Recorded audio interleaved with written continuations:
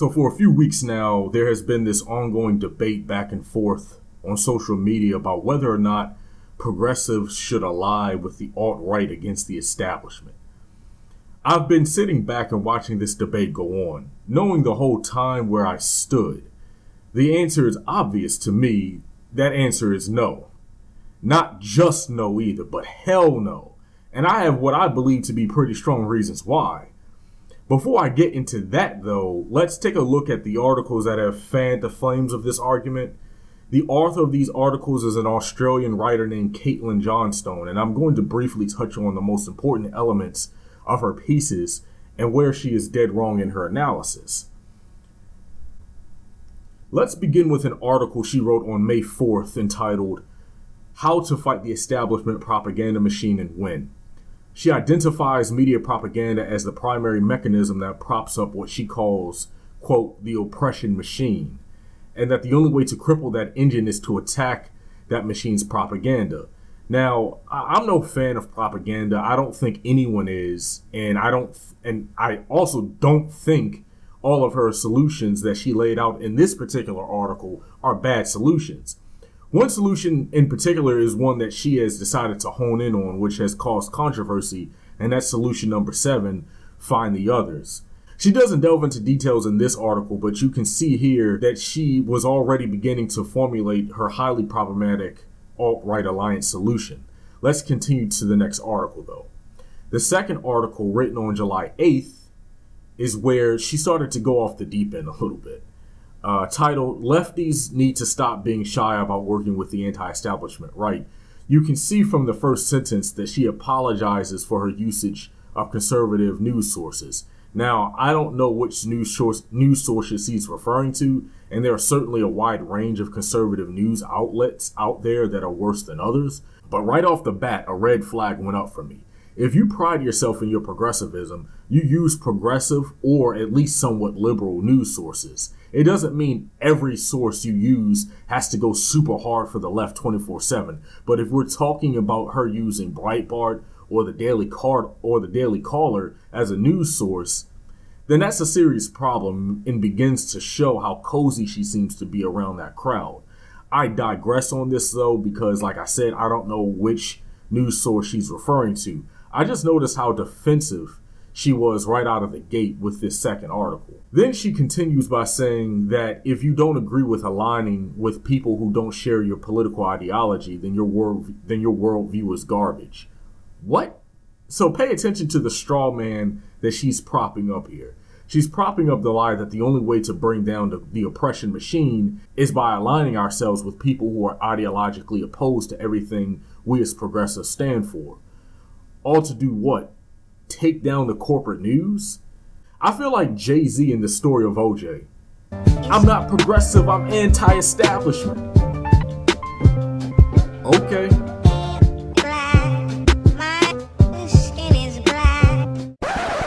But I'm getting ahead of myself here. There's more. She says, and I quote, "The true left does not have the numbers to defeat the omnicidal, ecocidal oligarchy that's threatening to push our species into the company of the dinosaurs. Not even close." End quote. This is a bold-faced lie. No one ever said only the left can solve all our problems. The left just has better ideas. And because they have better ideas, then they provide the best solutions for how to move forward. And what is the true left anyway? There are more than enough people in this country who aren't part of the alt-right that can be brought into the fold. Matter of fact, I go so far as to say that the left can do what Caitlin says that it can't do, simply by getting a small percentage of the 50% of Americans that don't vote to become politically active, or by attacking voter suppression. You see, that's the real threat to the left. It's the ability for the establishment to simply erase a percentage of votes from particular communities that historically vote more liberally. So our problem on the left isn't even a numbers issue. It's an election integrity and lack of participation issue. But she has to prop up this straw man to make her alt-right alliance strategy make more sense. Because obviously, if you just look at voter suppression and you look at the lack of political involvement in America, if you get even marginally better with those two issues, you don't have to worry about the alt-right. You don't have to worry about another Donald Trump. But let me continue. She continues by saying, we lefties need to attack the establishment at every turn and circulate awareness of what's really happening in the world. And when this means collaborating with the right wing, we should do it. End quote. No, Caitlin, we shouldn't. Because our views of what America should become are not aligned with right-wingers, and telling non-white people of color that we should align with folks who don't even respect our lives is a recipe for repetitive clapbacks, which is what you've received over the past 2 to 3 weeks. We disagree with the right on more than just fiscal policy, ma'am. We disagree with them on nearly all social policies. We disagree with them on criminal justice and police brutality. We disagree with them on climate change. We disagree with them on immigration. We disagree with them on foreign policy. The list goes on and on. You want to ignore 99% of their problems to form some treacherous alliance based on 1% agreement. Bang up job. Let's cause a schism on the left over 1% of issues some progressives agree with them on, not even all progressives. Then she says later that allying with someone like Richard Spencer goes too far for her. Okay, that's good to know. But Mike Cernovich is A-okay. I don't think she realizes how closely aligned ideologically those two are. Maybe she does and doesn't care and is simply playing the fool. I don't know. What I do know is Mike Cernovich has said some truly disgusting and ratchet things on social media. You can find the exact quotes online and on several other videos on YouTube. Not only is he a rape apologist, this man has openly stated that he does not care about rape victims and women suffering from breast cancer. He's claimed that date rape doesn't exist. He's expressed joy for Trayvon Martin's murder, claiming he, quote unquote, got before he was able to rape anyone. The man is sick. So to use him as some sort of bastion of collaboration means you are willing to compromise on some truly incendiary ideas, and you're shocked at why real progressives on the left are calling you out? No, we're not wrong for not wanting to associate with people like Mike Cernovich and people who think he's credible. As I said in the previous video, the enemy of my enemy is not my friend in this case. In her most recent article, she's lashed out at progressives who have said that she wants to align with white supremacists in the alt-right and claims she never suggested that. While she may not have used the words white supremacist or white nationalist in her articles per se, when you say you want to break bread with people like Mike Cernovich, don't be surprised when people draw those conclusions. Unless she wants us to believe that someone who finds joy in celebrating the death of Trayvon Martin somehow doesn't have at least some level of racial animus towards black people, if not a ton of racial animus, and that's actually what I believe to be the case. For progressives, following this alt-right alliance line of thought and not looking underneath the surface is dangerous.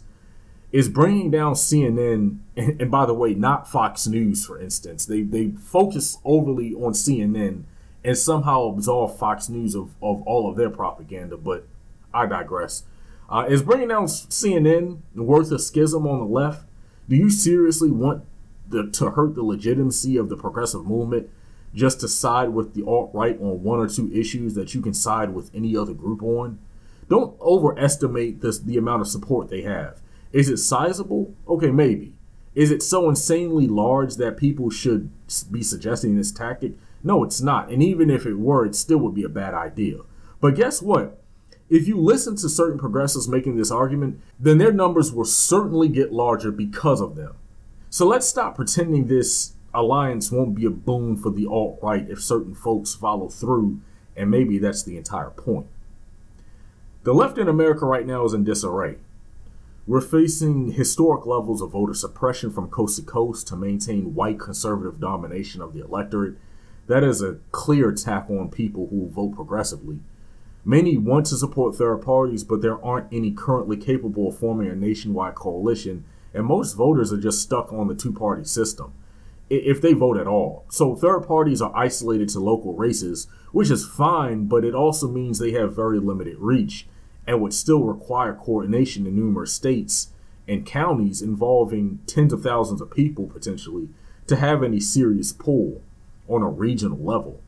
We've seen examples of how state legislatures can nullify the will of the people at the local level if cities and towns enact policies that states don't want them to, like pro-labor policies that raise the minimum wage to $15 an hour, for instance. So supporting third parties and progressive Democrats on the local level is a start, but it's by no means an end goal. So that's what this, quote, alt-right, far-right, whatever you want to call it, alliance talk really represents. It shows how fractured the left is truly becoming, that some think this is a good idea. Listen, none of us are in office, so we don't have to ally ourselves with anybody. If we were talking about politicians in office reaching across the aisle with people they disagree with to get some moderate bill passed, that's one thing. But we're not in office. We're arguing on Twitter, Facebook, and YouTube. So anyone that links up with them does it because they want to, not because they need to, and certainly not because progressives need to. I think it's important that we all remember that. If you like this video, make sure you subscribe, leave a comment, and like the video. You can find more of my writings on www.blackandintellectual.com.